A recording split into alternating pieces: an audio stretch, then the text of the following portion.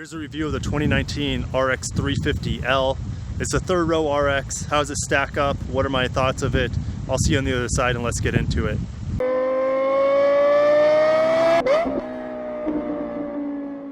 So the RX 350L came out in 2018 as the newest addition to the RX family. Lexus needed a third row option in the RX. It's their best-selling vehicle and they thought this would be a great way to do it. It's just slightly modified this vehicle and put in a third row.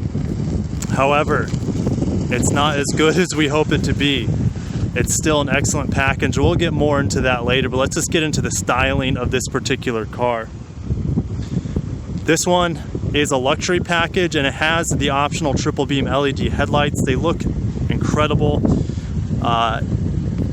They just look really good. All the triple beam options. The daytime running lights, the check marks there, are definitely getting a little outdated at this point, but if you get it with the triple beams, it still looks fresh and relevant. You see the fog lights are on right there. And then the chrome around the spindle grille, I've never really liked. It's a little much, it's a little fat at the bottom. The F-Sport variants of the RX look a little bit better, more tolerable, and in some cases enjoyable, but I don't believe there's an F-Sport variant of the RX 350L. There is a hybrid variant, but that does not change the looks at all. Here are the premium, actually these are the luxury wheels, and I'll explain these real quick. So these are the luxury wheels, and you only find on the luxury build for obvious reasons. These are plastic inserts all the way around. As you can see, this is painted atomic silver, just like this paint color is. If you didn't know, atomic silver is one of Lexus's best selling paints. It just looks good. It has a lot of range in it. Some days it looks gold, some days it looks silver, some days it looks gray. It just depends on the light. Stepping back away, you can really see the difference, and I'll put a picture of a non-third row variant right below this so you guys can get an idea of the differences in the side profile. The window line is a little bit longer there, and that rear window is obviously bigger as a result.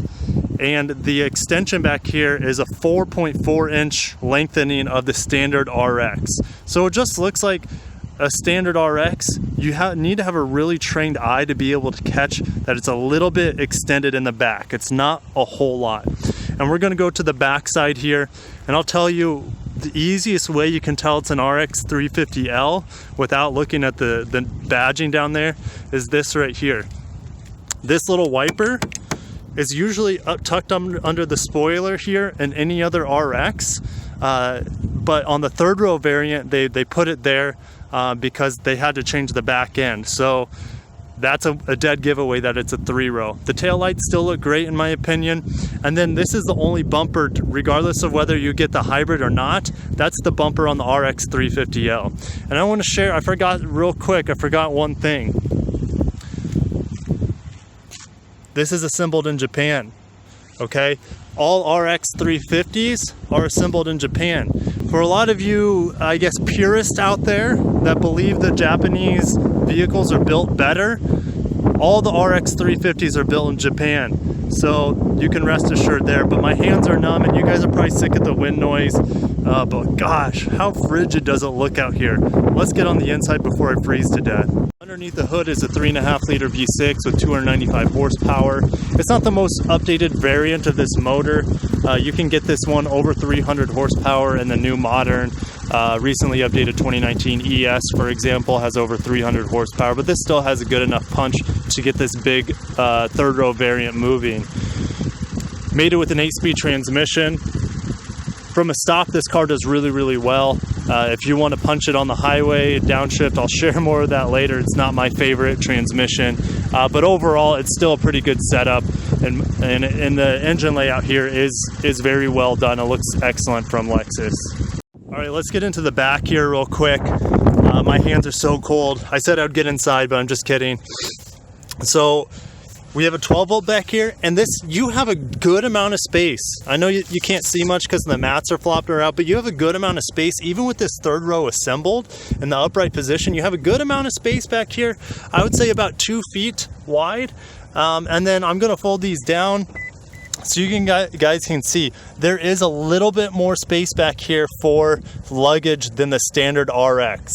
It's not quite as wide as the traditional RX, but it's longer, and as a result you do get a little bit more cargo room, and that's what a lot of people buy this car for. It's not that it has the third rows, that's I guess a bonus, but a lot of people who buy the car, they'll spend the extra $2,000 premium for the third row just so they have more luggage room for their trips.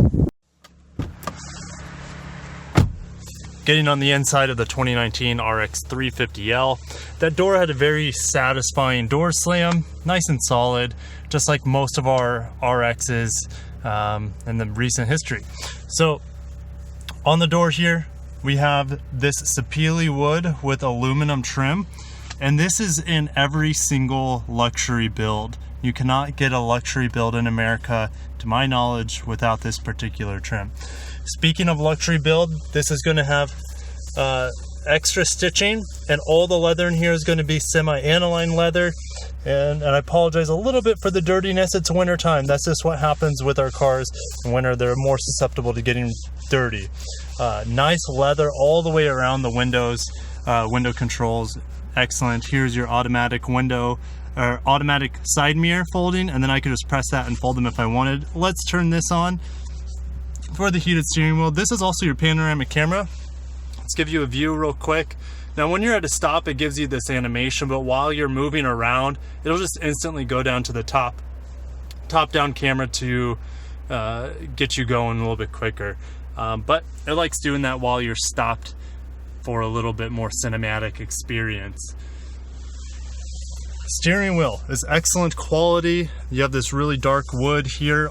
It almost looks black, but I promise you it's the same wood as it is here. It just doesn't look quite as grainy. Here maybe you can get a better idea of it. It's gorgeous. It's a very, very good looking wood. And the steering wheel will only be warmed right here. Controls are just like any other RX. This right here is going to control the screen here. I'm not going to go through it too much. This is going to control your radio stations as well as your volume. Hands-free, phone controls, and then radar cruise control and lane keep assist. Your traditional Lexus and Toyota cruise control, but that will be changing probably for 2020. There's rumored to be a refresh for this car.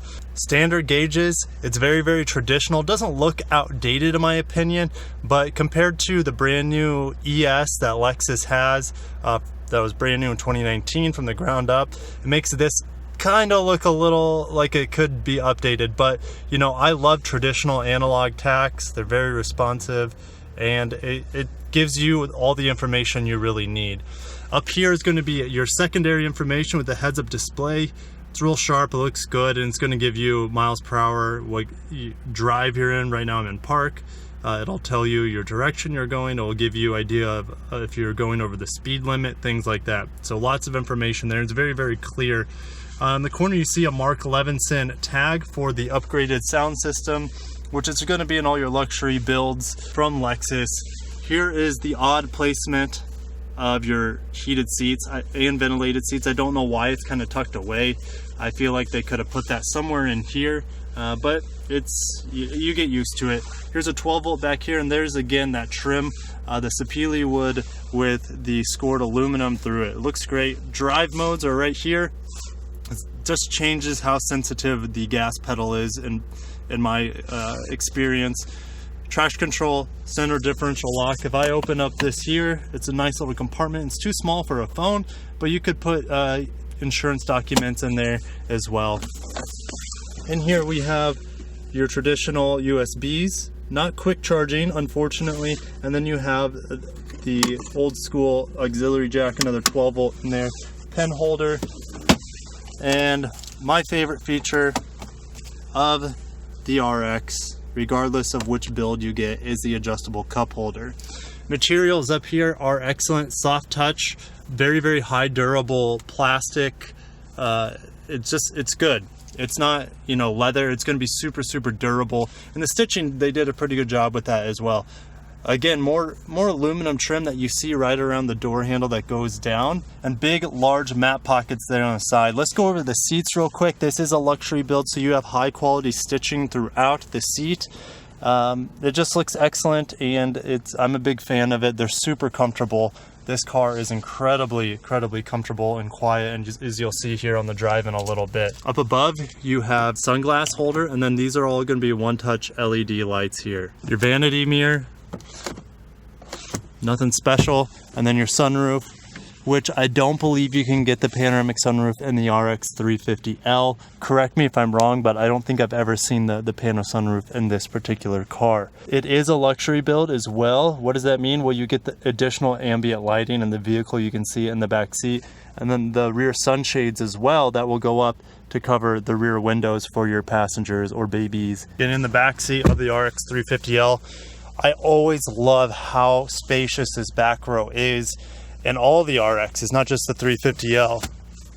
So you can see here, nice leather stitching all the way on all the seats. Excellent quality. Big downfalls of the RX. This is a luxury build. No connectivity, no rear climate control or heated seats or ventilated seats. Huge downfall in my opinion for such an amazing vehicle. Everything, the fit and finish, the materials, the attention to detail, the overall polished package, but we can't have heated rear seats and we can't have rear climate control for the second row. We'll get into the third row in a little bit and talk about that. I did mention the rear sunshade up. It is very difficult to put on by yourself with one hand. It's almost a two-hand operation, unfortunately, but hey, at least it's not going to go anywhere once it's up. You have oh crap bars all the way around the vehicle, and then an additional, I guess you could say it's a duplicate from the front seat with the wood trim, the stitching, and the leather all the way around the armrest and the window control. Mark Levinson speakers here and down at the bottom. Matte pockets behind both chairs, and the back of the chairs are very high quality. It feels like a soft touch, but this is definitely a leather material, and it feels really premium. Another great thing about the RX 350L is I can move my seat forward and back. They're not power, but that's okay with me because they're faster than power seats. And you have to almost move this all the way up to use that third row, which we'll talk about here in a little bit once I get back there. Real quick, the RX 350L with captain's chairs will have standard heated seats back here, but this being the bench seat, it doesn't have it. That's a mind blower for me. It's unfortunate that you have to spend an extra, I think it's a $600 option to get those captain's chairs, but it does come standard with rear heated seats. Here are the buttons. So this is the rear right door. Here are the buttons to adjust the seats. And these are the rear seats. So I'm gonna fold it up all the way. And these are really slow moving. You don't have an option for manual seats. Your only option are the power seats that is standard on all RX 350Ls, regardless if you get a luxury or not. And you can see this seat, this second row's pushed all the way back. There's absolutely zero room for that rear passenger. And I'm not even going to get back here, guys. I just want to give you an idea. So there's the third row climate control, but again, there's no connectivity back here, no USBs or anything like that. But at least the rear gets rear climate control, and I do appreciate that. So I have the second row set up to where my legs are comfortable. I don't have a whole lot of room, but it's an acceptable amount of leg room. And it's not over generous by any means. It's like minimal leg room. Otherwise I'd be, here, I'll just show you. This is the position I would need to be in. So you can see I'm really squished. I can't sit with my legs out in front. My legs literally have to straddle the seat in front of me for the third row to have some room. So I'm going to try to slide out of that trap. Ugh. And you can see back here, this is an acceptable amount of rear leg room for the third passenger. So what I'm going to do is move it to where I'm comfortable in that second seat, which is about this setting, to be honest. And you have maybe 3 to 4 inches of leg room for the rear passenger. So the rear area is only going to be usable for small children. I would never ever put an adult back here. So I would say that the age cap And this is rough because some kids are bigger than others, obviously, but the age cap is going to be about 10 years old. Maybe some small teenagers that you could fit back here, but it's a stretch to say that this is a third row. Yes, you have a bunch of seats in here, and it is technically a third row, but is it usable? It's usable in very limited and rare circumstances. You would need to have someone who's relatively short in the second row and someone who's relatively short in the third row. If you have a bunch of small kids between the ages of 5 to 10, which is not a whole lot of people, you could use it for that circumstance, but it's not a very compelling argument to get the 3-row RX. The GX is going to have more rear leg room, the LX obviously, but who wants to spend $100 grand? Not a lot of people do or have the money to do that. So this is a decent attempt. The materials, the execution's okay, but it was an afterthought, and the RX was never designed to be a 3-row vehicle, whereas the competitors like the Acura MDX, that was built from the ground up to be a 3-row. The Audi Q7, the same thing. Those are built from the ground up to be a 3-row. This car, they had to modify, augment it to stuff a third row in here, and even then it's still not enough room. That's enough of me ranting on the third row, but that's what this vehicle's about. Is a third row any good? Is it usable? In rare circumstances, yes, but most of the time, if you are constantly putting people in the third row, this is not the vehicle for you. If you occasionally, a few times out of the year, put people in that third row, this is going to be a good vehicle for you, because the RX is excellent. And if you need a third row for almost like an emergency, maybe I'd say less than 10 times out of the year, if you need to use that third row, you absolutely have it and you're fine. But I would not want to be constantly hauling around adults in this really cramped third row edition of the RX. At low speeds, this RX is supremely quiet, very smooth. And if there is a hybrid variant of this as well, it's probably going to cost you a couple more thousand on the MSRP to acquire it, but it's going to make this impeccably smooth car even more smooth. It's an incredible experience in this RX. It just does everything so well. It doesn't have any major weaknesses. If you can get over the third row, which I've already talked about. Yes, the third row works in limited usage and in limited circumstances with small people. So anyways, I'm not going to talk about the third row anymore. If you have more questions about that third row, I'll see you in the comments. I can talk more about it, but I could literally waste an hour's worth of this video ranting on that third row. Let's talk about this particular car regardless of the third row. This third row edition does seem a little bit more lethargic from a stop than the non-third row, the RX 350 non-L. It does seem a little bit more lethargic from a stop to get this thing moving. I don't know why that is. I will put how much heavier this car is than the other one. It is a little bit heavier, and that could be a reason why. This does obviously have the same 3.5 liter V6 with 295 horsepower. So that's probably why it feels a little bit sluggish early on. You have to get into the gas pedal a little bit more to get this larger vehicle moving. It's not much larger, like I said already. It's 4.4 inches longer than the RX 350 non-L. Looking out the back window, it doesn't look that much different. Visibility is still excellent in this vehicle. I would say it's about the same as the RX 350. But let's get into the acceleration.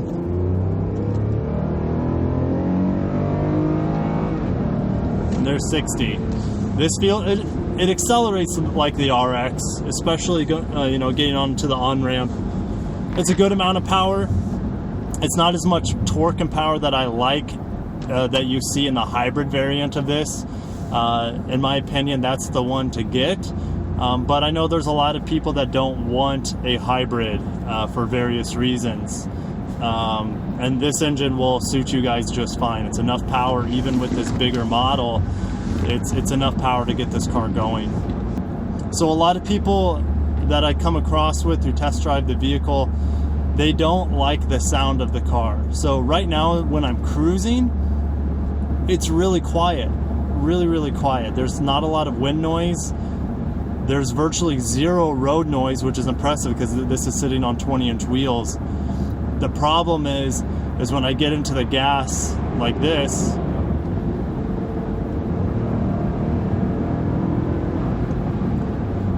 they don't like the sound of the RX.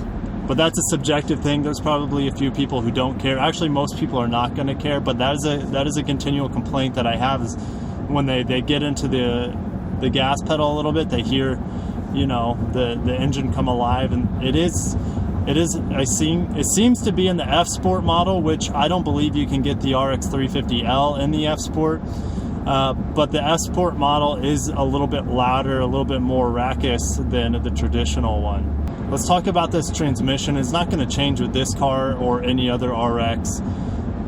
This is my least favorite transmission right now from Lexus. It doesn't mean it's a bad transmission, it's just not as responsive as a lot of our other offerings. So when I get into the gas pedal, it takes a while for it to downshift, and I'm going to put it into sport mode. So for example, I'm cruising here on the interstate, going about 50. Speed limit is 65. I'm going to hammer down. Now, finally, there's like a 2-second delay because it downshifts twice. Even in sport mode, it didn't decrease the shift time. So it was still about a 2-second. It felt like a 2-second wait because it downshifted and then downshifted again. So I don't know if that's just to provide a little bit more smooth experience in the RX. To me, a car that responds to your input is more smooth, a more enjoyable experience. But when I get into the gas pedal, like now, 3, 2, 1, go. Now I'm going. That is crazy. That is crazy how delayed that input is that the car takes to get to 2 gears down. That's just not okay in my opinion, in any circumstance. So Lexus either needs to tune this setup or this transmission to downshift quicker, or it just needs a different transmission in the next iteration, which they might do. That's probably my least favorite thing about the RX in general, is and I'm not talking about the RX 350L, I'm just talking about the RX, is that the transmission is my least favorite transmission, I think, of all Lexus vehicles that are currently being made.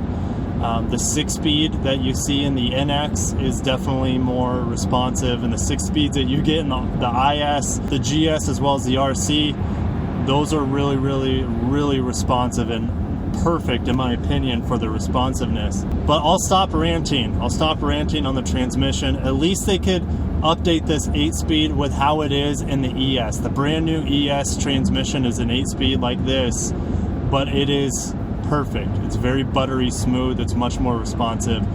But let's get into the next subject. Let's get into the brakes. The brakes are good. They're very linear, smooth. You can tell this vehicle is heavier than the non-L variant.